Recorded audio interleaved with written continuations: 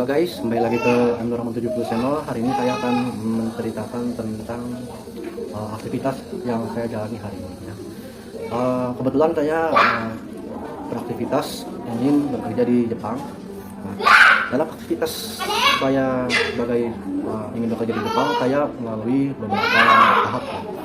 Saya memulai kehidupan saya untuk ikut dalam pelatihan bahasa Jepang, yaitu saya menjalani menjalani program di Balai Latihan Kerja di Jakarta Selatan ya. Oleh karena itu saya ikut pelatihan bahasa dulu selama 4 bulan ya.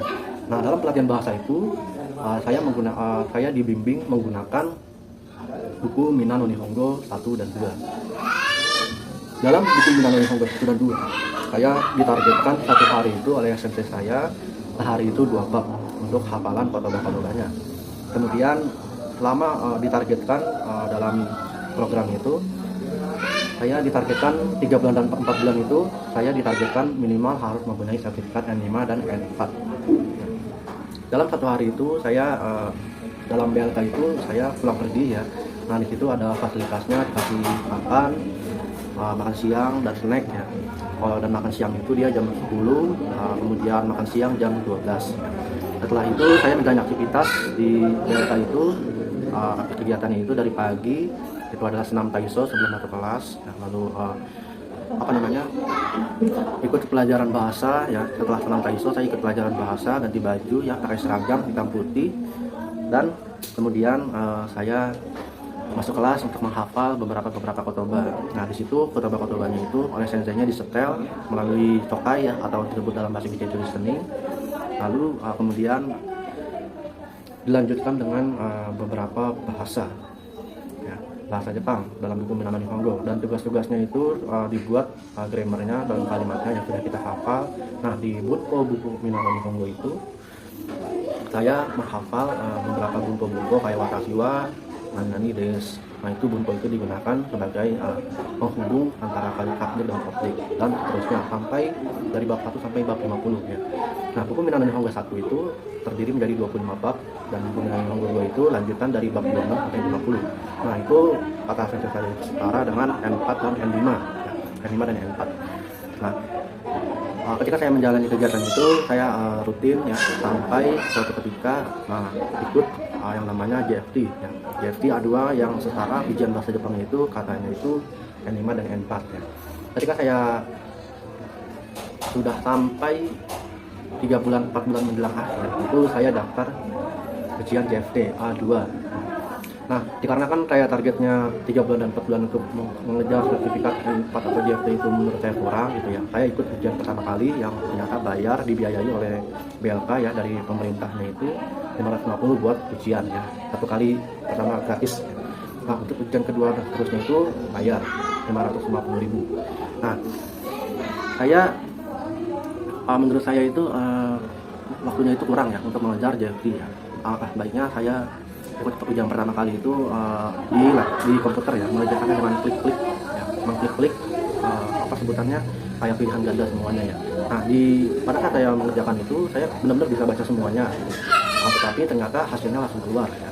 Kemudian saya gagal ya, untuk ujian bahasa Jepang pertama kalinya. Itu perasaan saya sangat sedih sekali gitu ya, karena ya mungkin ujian selanjutnya mungkin saya pakai biaya saya sendiri ya. Akhirnya karena JFT itu ujian itu diadakan 2 bulan sekali ya, saya daftar ujian JFT itu pada bulan Agustus dan mengikuti ujiannya itu di pertengahan September. Nah, pada saat ujian itu saya tetap semangat gitu ya, karena memang target 4 bulan itu untuk mendapatkan sertifikat bahasa Jepang itu menurut saya kurang, karena kita mempelajari bahasa baru. Nah, ketika saya mempelajari di ujian selanjutnya, saya ternyata alhamdulillah lolos ya. Nah, akhirnya ketika pada saat saya lolos ya, alhamdulillah saya mendapatkan skor yang mungkin di atas 200 ya, karena rata-rata untuk lulus dalam ujian JFT itu minimal skornya itu 200, maksimal 250. Artinya itu 80% skornya itu harus didapatkan melebihi ya, skornya itu 80% dari JLPT dan MATES ya. Kenapa saya ngambil JFT? Karena JFT itu ketika kita sudah memiliki sertifikat JFT itu otomatis kita setara dengan mengikuti 2 kali ujian JLPT, yaitu N5 dan N4. Nah, ketika saya sudah mendaftar ujian ya, saya lolos, ternyata dari BLK itu sedang bekerja sama dengan LPK ya. Nah, ketika sudah bekerja sama dengan LPK, saya masuk ke LPK tersebut. Nah, di dalam LPK itu saya kira hanya menunggu job saja gitu ya. Ternyata di sana juga ada latihan olahraganya ya, senam taiso ya, lari, push up, sit up, squat jump ya, sampai badan saya kurus ya. Kemudian saya menunggu di sana ya, karena dari nol ya saya belajar bahasa Jepang. Saya di LPK kurang lebih sudah sampai saat ini itu 1 tahun ya, 1 tahun lebih lah. Nah, kendalanya apa? Kendalanya ya karena orang tua saya menanyakan gitu, kok belum berangkat gitu ya. Nah, saya berupaya untuk meyakinkan gitu ya, bahwa memang kalau di LPK itu memang kita harus dari jobnya itu memang harus lah benar-benar konsisten lah, karena di LPK banyak ya, enggak saya sebutkan LPK ini aja gitu, cuman di LPK rata-rata ya kebanyakan jobnya itu jarang ya, bisa 1 bulan kali gitu ya mensetsu, dan 1 bulan 3 kali mensetsu ya, tergantung dari job order yang diterima dari LPK tersebut. Nah, waktu ketika saya ikut beberapa kali mensetsu ya, ternyata saya gugup gitu ya, karena memang belum rezekinya gitu ya. Nah, oleh karena itu saya berusaha gitu ya, akhirnya pada bulan Maret 2025 kemarin saya alhamdulillah dapat job magang ya di Jepang sebagai Jisuse. Dan keberangkatan saya bulan besok ya, bulan Agustus 2025, karena untuk menunggu proses CWE-nya itu membutuhkan waktu. Kalau untuk magang itu kurang lebih sekitar 4 bulan dan 5 bulan ya. 4 bulan sampai 6 bulan, paling lama 6 bulan ya. Nah, kalau untuk TJ ya, TJ saya pernah ikut TJ, cuman lawannya itu ex Jepang rata-rata ya. Nah, oleh karena itu saya sangat untuk mengejar di LPK itu, saya otomatis saya tidak stuck di situ aja gitu ya, bukan bangga karena sudah dapat JLPT dan lain sebagainya. Saya mengupgrade skill saya untuk mengikuti ujian JLPT N3 di Jakarta. Nah, ketika saya setelah saya masuk lulus JLPT ya, saya bulan Agustusnya itu saya bingung gitu ya, dilema ya kan, karena bulan Agustus itu saya daftar JLPT sama JLPT ya, otomatis saya daftar JLPT dulu ya pertama-tama. Nah, dan ujiannya di bulan September. Nah, lalu saya ingat JLPT nih, JLPT saya bingung gitu ya, harus mikir seperti apa gitu ya. Kalau misalkan saya lolos ya, kalau misalkan saya JLPT daftar N4, misalkan bulan depan saya lolos JFT, otomatis saya nggak ini dong, apa namanya, buat apa JLPT N4 saya gitu, kalau punya misalkan JFT itu standarnya lebih tinggi gitu ya dari JLPT N4. Oleh karena maka dari itu saya nekat ngambil JLPT N3. Nah, saya belajar terus ya, sampai saya konsultasi setiap malam ke sensei saya buat latihan soal ya. Di sana juga sering-sering latihan soal. Nah, pada bulan Desember saya alhamdulillah lolos JLPT N3 ya. Dan pengumuman itu tanggal akhir Januari ya. Diumumkan hasilnya dan Gokaku. Nah, setelah saya Gokaku N3, saya fokus untuk nyari job di sana, karena memang di sana juga jenuh ya. Karena memang aktivitasnya ya, memang untuk mencari job di Jepang itu memang banyak kasus-kasus yang terjadi gitu ya, sampai kita di Jepang ya. Nah, maka dari itu saya fokus untuk mencari job saya sendiri gitu ya, gitu.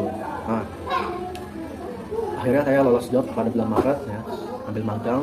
Setelah itu saya bingung gitu ya untuk mengikuti ujian apa gitu ya. Saya juga di kelas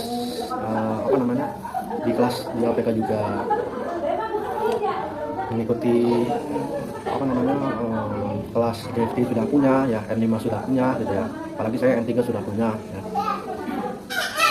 Saya di sana olahraga sendiri gitu ya, dengan update skill saya dengan latihan soal yang banyak di internet kayak buku Somatome ya, sampai saya soal-soal N2 saya gas terus gitu ya. Akhirnya sampai saat ini juga pesan saya gitu ya, bagi yang ingin masuk KPK gitu ya, saya sarankan